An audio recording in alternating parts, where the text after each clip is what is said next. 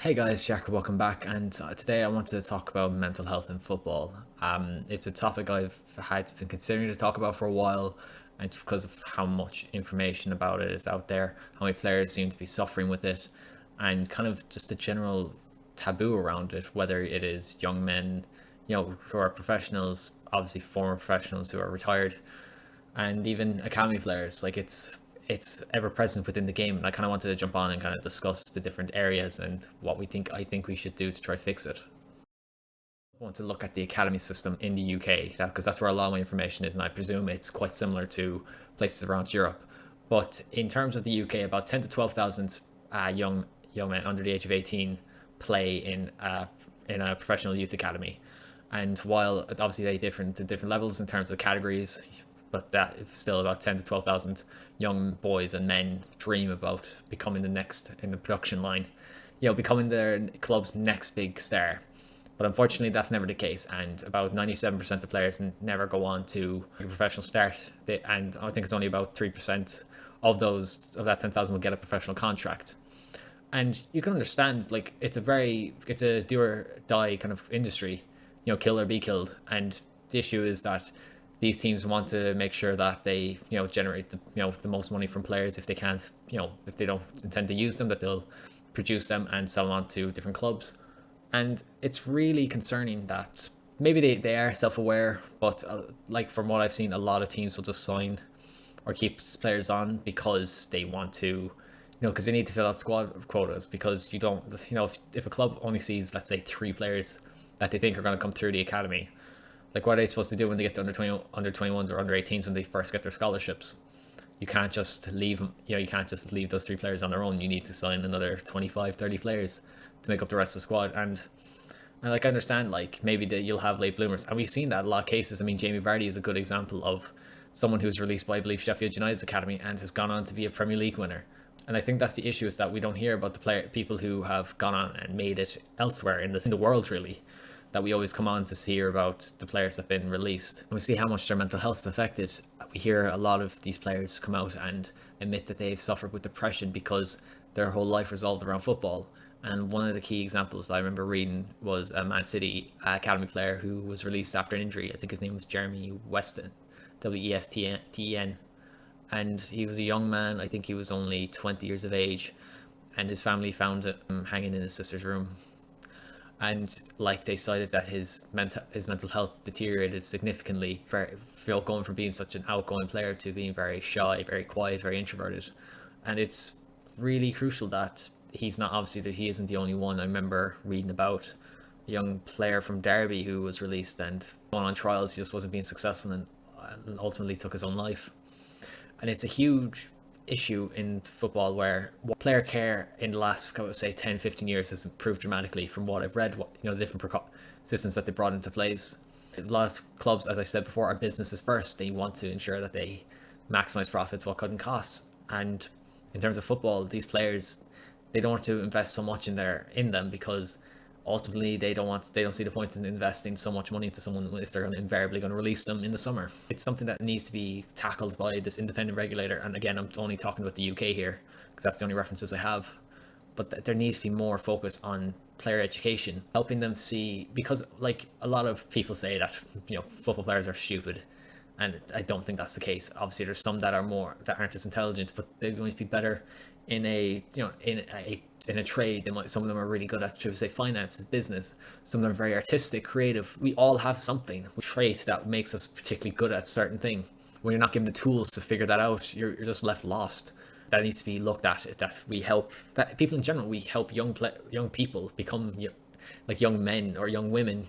This isn't just reserved for men's football. I think in women's it's a bit easier because of the lack of money still in in that area, that they kind of more grounded expectations. Like, even if I do make it, I won't make that much money, so I'll keep my education in check.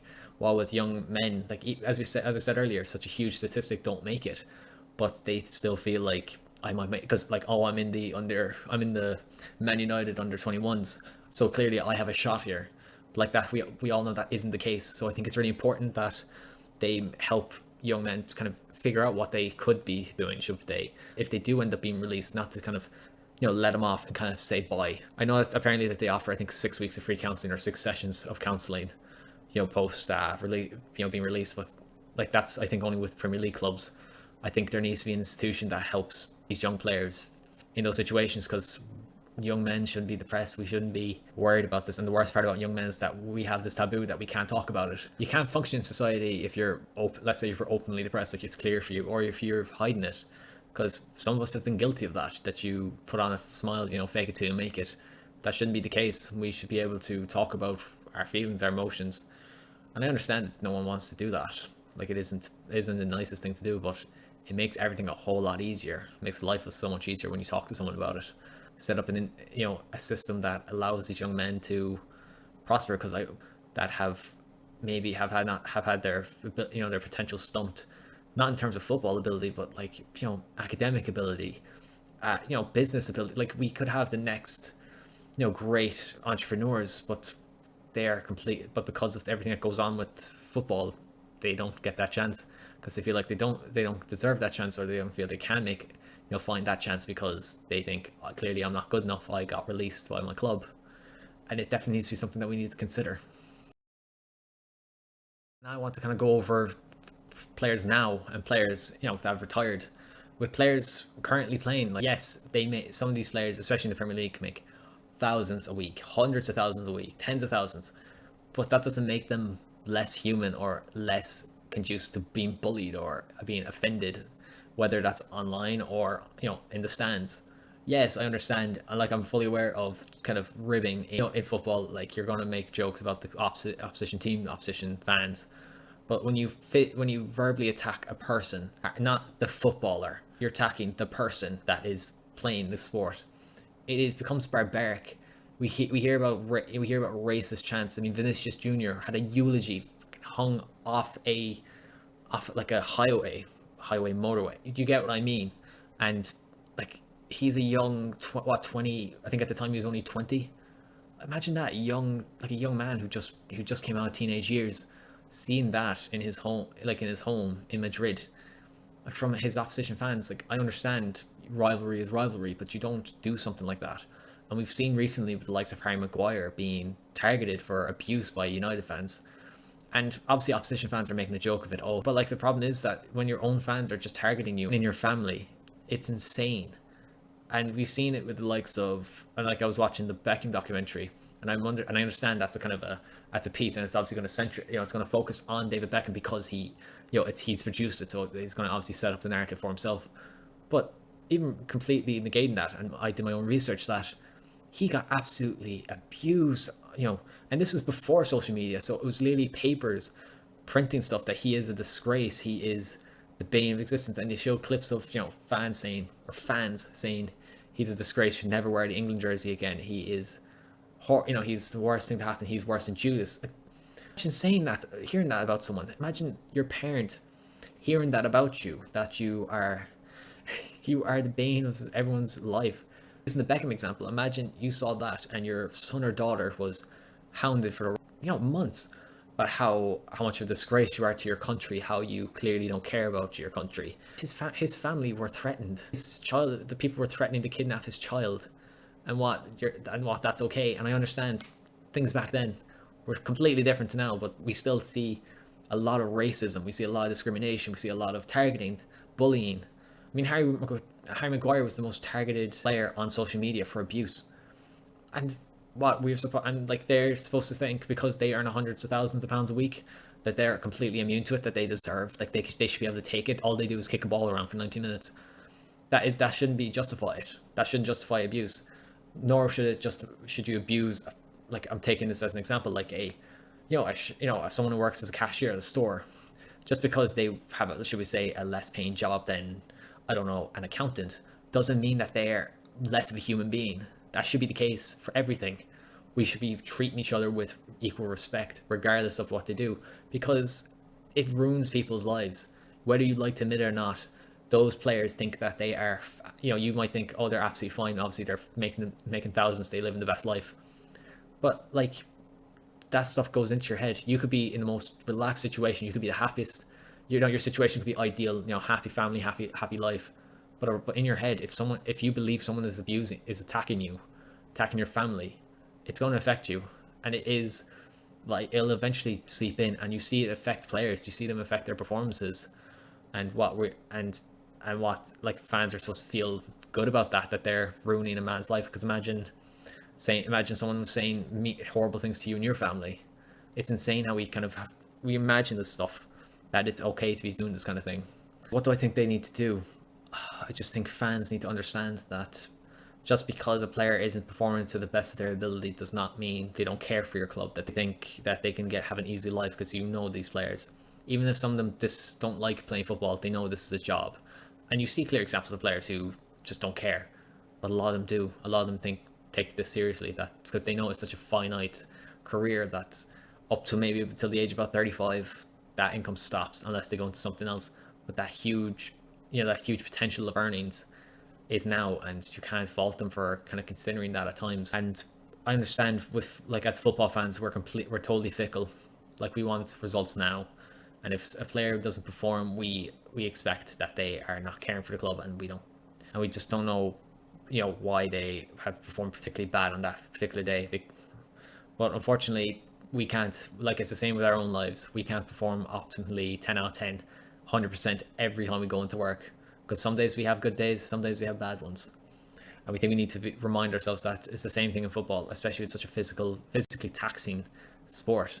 And when you're so physically taxed, your mental health is under threat, because when your own immune system isn't completely up to scratch, mental health can definitely take a toll. And I know that from experience.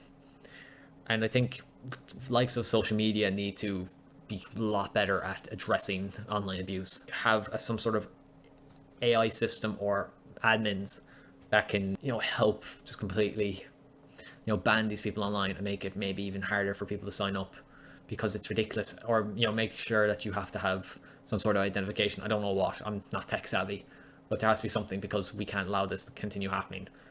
Mental health support should be more prominent to players. IFAB has done incredible work to try to help players, but there needs to be more done by the clubs, by the associations, by the by the confederations, on helping alleviate all these kind of abuses, whether it is pure on cosmetics, racism, discrimination, xenophobia, any of this stuff. It needs to be addressed, because otherwise I don't want to hear about a player taking their life because they felt that they were not liked by their clubs. We've had it before, and I just don't want to see it as a reason for players retiring early or falling out of love with the game. Because as fans, we've always enjoyed it. We always want to see the best players play. And if we hear about players giving it up because they can't handle the stress and the abuse, then we ruin a product that we love. And every Saturday you hear about that hour and a half, 2 hours is escapism for some people. It's important we address that. And lastly, I want to quickly touch up on about players that are going to retire and have retired. A lot of players will have probably done some due diligence in terms of preparing themselves for after. Well, because once you finish playing, that tap cuts off immediately. And with the amount of money that a lot of these players make, obviously, there are players who progressively go down the divisions and won't make as much money. But in terms of players who are so used to having that kind of sort of income, there needs to be more in terms of helping these young men, because they are so young. 35 is probably the average age, retiring, and they don't know what to do. And this goes back to going to academy level, where I think even if you do earn your scholarship or even get into the first team, that you do think to complete your education. And I think even as you're coming to later years, maybe having having an IFAB or a different system to inspire players to kind of consider life after football, where they want to start a business, or work in a particular industry, help them find their degree, find their diploma, to help get them into the thing. And obviously some players will really want to go into punditry, some will go into coaching, but not everyone can be a coach, not everyone can be a pundit, not everyone can be a commentator.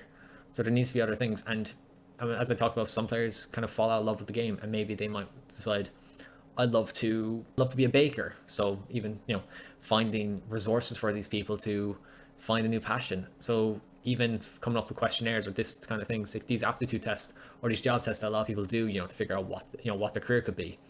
I think doing something like that for a professional player, you have a lot in your back pocket to kind of work with. You work well in teams, high pressure situations. There's a lot of transferable skills that can help you in different industries.